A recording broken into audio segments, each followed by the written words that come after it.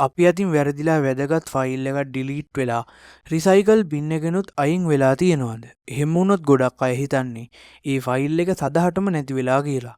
හැබැයි ඇත්තටම එහෙමද? අද අපි බලමු.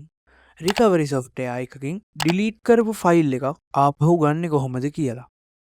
මුලින්ම අපි බලමු ෆයිල් එකක් ඩිලීට් කරාම මොකද වෙන්නේ කියලා. අපි ෆයිල් එකක් ඩිලීට් කළාම කම්පියුටර් එක හැම වෙලාවෙම ඒ ෆයිල් එකේ තියෙන දේ සම්පූර්ණයෙන්ම මකලා දාන්නේ නැහැ. ඒ ෆයිල් එක තිබුණු තැන අලුත් ෆයිල් එකක් දාන්න පුළුවන් කියලා කම්පියුටර් එක සලකනවා. ඒක නිසා සමහර වෙලාවට ඩිලීට් කරපු ෆයිල් එකේ දත්ත තවමත් හાર્ඩ් ඩිස්ක් එකේ හෝ SSD එකේ ඉතිරි වෙලා තියෙන්න පුළුවන්. මෙන්න මෙතනදි තමයි රිකවරි සොෆ්ට්වෙයාර් එකක් ප්‍රයෝජනවත් වෙන්නේ. මේ සොෆ්ට්වෙයාර් එක අපේ ඩ්‍රයිව් එක පරීක්ෂා කරලා ඩිලීට් කරපු ෆයිල් එකේ ඉතිරි වෙලා තියෙන දත්ත හොයනවා.